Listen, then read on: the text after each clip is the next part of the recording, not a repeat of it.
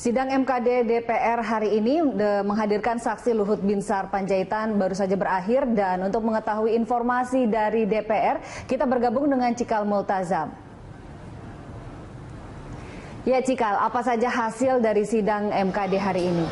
Tentunya ada banyak sekali keterangan-keterangan yang disampaikan oleh Menko Polhukam Luhut Binsar Panjaitan terkait penyebutan namanya di rekaman percakapan yang melibatkan anggota DPR Setia Novanto. Dan sidang sendiri kali ini telah selesai, Ani, di mana tadi juga Luhut menyampaikan paparan-paparannya mengenai sepanjang persidangan tadi. Ia juga tadi menyampaikan kepada pihak media dan juga menekankan kepada publik, dia sudah menyampaikan keterangannya kepada MKD bahwa dia juga telah mengelak seperti itu. Dia juga membantah telah berupaya mempengaruhi Presiden Joko Widodo dalam hal perpanjangan kontrak karya PT Freeport Indonesia. Ia pun saat ini tadi menyampaikan akan fokus kepada pekerjaannya saat ini sebagai Menko Polhukam. Ia pun berharap tidak lagi dikait-kaitkan dengan MKD. Adapun tadi sidang sempat diskors dan dilanjutkan tadi pada pukul 4. Memang tidak terlalu lama tadi, Ani, proses persidangan selesai. Namun memang ada pertanyaan-pertanyaan tadi yang dinilai oleh Menko Polhukam Luhut terlalu berbelit-belit, seperti pertanyaan dilontarkan oleh salah satu anggota MKD, yaitu Kahar Muzakir, yang ia nilai terlalu berbelit-belit sehingga kembali tidak sesuai dengan substansi-substansi yang ia harapkan terkait dirinya sekarang untuk diperiksa dalam kapasitas ini sebagai saksi. Kami pun di sini, Ani, masih menunggu sejumlah anggota MKD untuk meminta keterangan langsung. Namun beberapa di antara anggota MKD tadi masih enggan untuk memberikan keterangan, ingin melakukan aktivitas lainnya terlebih dahulu. Dan juga ada di antara mereka yang masih berada di dalam untuk melakukan aktivitas-aktivitas lainnya. Dan kami juga harus menyampaikan juga tadi ada kedatangan dari salah satu tokoh di negara ini, yaitu Amin Rais. Ia tadi datang ke sini untuk dalam kapasitasnya juga ia sebagai mantan ketua MPR di sini. Ia juga tadi berharap bahwa persidangan ini setidaknya dapat memunculkan fakta-fakta baru untuk membuka tabir dari kasus ini tentunya. Dan dia pun berharap bahwa PT Freeport ini di tahun 2021 tadi dia berharap tidak diperpanjang lagi, disudahi saja kerjasama antara Indonesia dan juga PT Freeport, karena ada 3 kategori pelanggaran yang dilakukan oleh Freeport, yaitu pelanggaran terhadap kemanusiaan, pelanggaran terhadap ekologi, dan juga sejumlah pelanggaran-pelanggaran lainnya, diantaranya adalah pelanggaran perpajakan. Ia pun memastikan dan telah mempelajari peta politik dari Amerika Serikat bahwa Amerika Serikat juga tidak bisa berbuat apa-apa ketika Indonesia memutuskan kontrak kerjasamanya dengan Freeport. Dan tadi setelah persidangan berjalan, Luhut langsung menyampaikan pemaparannya seperti yang saya sampaikan tadi, bahwa ia berharap ini dapat berlanjut untuk pemanggilan selanjutnya, walaupun ia tadi tidak terlalu memusingkan bagaimana pemanggilan Riza Khalid, namun ia tentunya masih berharap. Dan Ani, ada satu anggota MKD, Bapak Sarifudin Suding. Saya akan mencoba untuk meminta keterangan. Di sini juga rekan-rekan dari media tengah meminta keterangan. Kita coba akan dengarkan mungkin, Ani. Yang saya sudah dapatkan hasil pemeriksaan dari Pak Sudirman Said, Maruf, lalu kemudian isi rekaman juga ya yang saya jadi pertimbangkan, dan begitu pula dengan keterangan Setia Novanto. Saya sudah cukup. Bisa puting nggak nanti, Pak? Kenapa?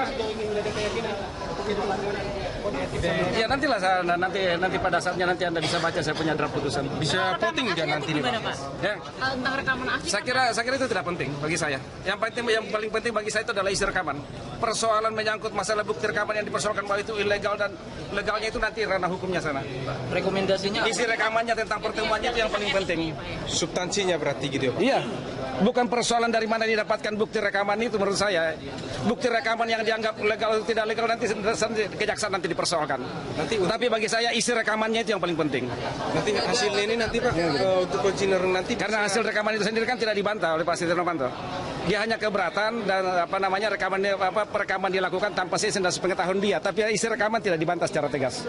Pak, bisa voting nggak nanti nih, Pak, hasilnya ini, Pak, untuk menentukan bersalah apa enggak? Karena ini kan ada 17. Bisa voting nanti, berakhir voting apa gimana nanti, Pak?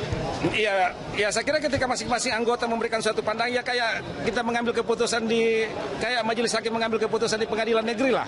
Masing-masing kan memberikan pandangan ya, pendapat ya. Kalau misalnya dia kalah dalam hal yang setuju dan tidak setuju tentang adanya pelanggaran itu kan bisa lakukan dissenting kan begitu.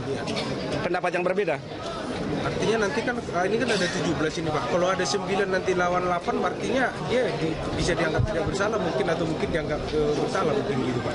Ini kan ada 17 berarti kalau dia 81 itu yang jadi keputusan final di MKD mungkin gitu Pak. Kenapa? Ya saya bilang tadi kan masing-masing ada pendapat hukumnya ya tentang apakah ada pelanggaran atau tidak ada pelanggaran. Nah dari situ kan kita bisa lihat anggota yang memberikan pendapat tentang adanya pelanggaran dan anggota yang memberikan pendapat bahwa tidak ada pelanggaran. Nah kalau misalnya lebih dominan adanya pelanggaran, maka yang lainnya itu bisa memberikan dissenting terhadap putusan itu. Kan begitu aja. Mayoritas nanti ini. Mayoritas. Ya. Mayoritas harus mengikuti yang mayoritas. Ya. Pak Suding, ada langkah-langkah selanjutnya setelah pemanggilan Pak Luhut ini apa langkahnya? Iya sebentar ini kita rapat internal untuk segera memutuskan ya apakah kasus ini segera kita melakukan konsinyering untuk segera diambil keputusan ataukah masih perlu memanggil saksi-saksi lain atau dan sebagainya. Tapi saya kira ini sudah cukup.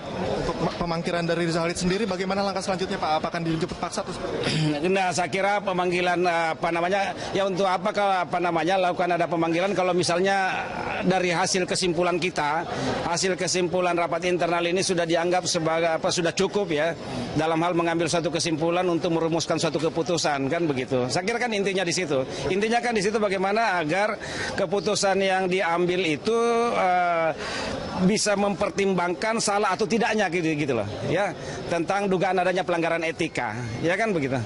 Nah kalau misalnya kita sudah bisa mengambil kesimpulan dari fakta-fakta persidangan yang ada ya untuk apa lagi kita perlama-lama ini kan juga menimbulkan kegaduhan karena saya sudah bilang bahwa setelah selesai kasus sidang MKD ini kasus ini ya udah saya udah capek Pak. Ya udah pensiun dari MKD. Baik, Pak Suding terima kasih atas waktunya. Baik, terima kasih.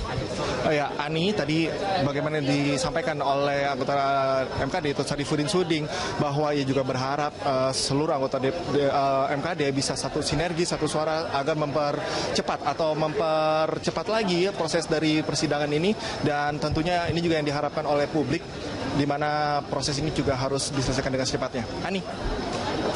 Ya baik, terima kasih banyak Cikal. Pemirsa demikian laporan langsung reporter Cikal Multazam dan juru kamera Jody Dompas langsung dari Gedung DPR RI Senayan, Jakarta. Ya itu tadi kita sudah mendengarkan sidang Mahkamah Kehormatan Dewan yang menghadirkan Luhut Binsar Panjaitan Menko Polhukam sebagai saksi. Ada beberapa poin yang bisa kita tarik dari keterangan Luhut Binsar Panjaitan. Yang pertama adalah dia membantah sebagai orang yang menyetujui perpanjangan kontrak karya PT Freeport sebelum waktunya. Dan namun dia juga mengakui bahwa dia kenal dengan Setia Novanto dan juga pengusaha minyak Rizal Halid.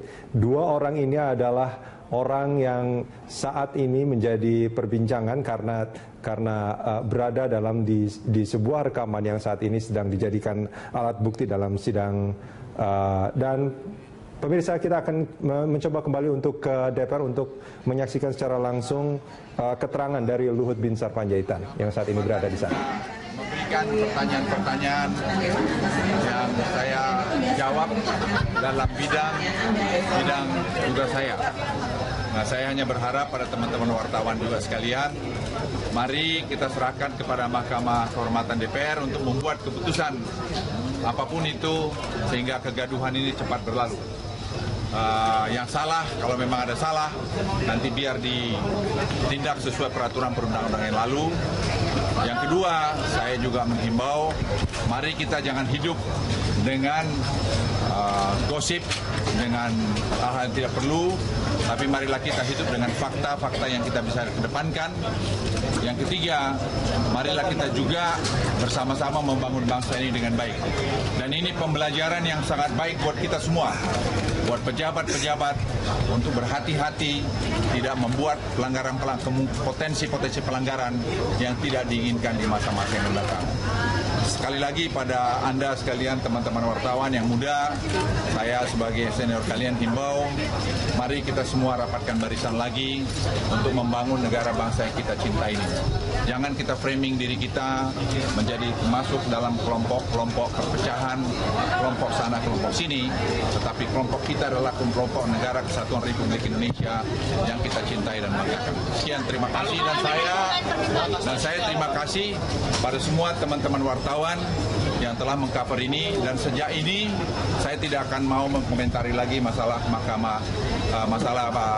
Freeport ini, karena saya kira sudah saya anggap selesai, karena saya sudah memberikan apa yang saya tahu. Sekali lagi, saya jangan ditanya lagi mengenai ini, karena menurut saya ingin fokus pada pekerjaan saya. Masih banyak masalah yang di depan kita yang harus kita selesaikan.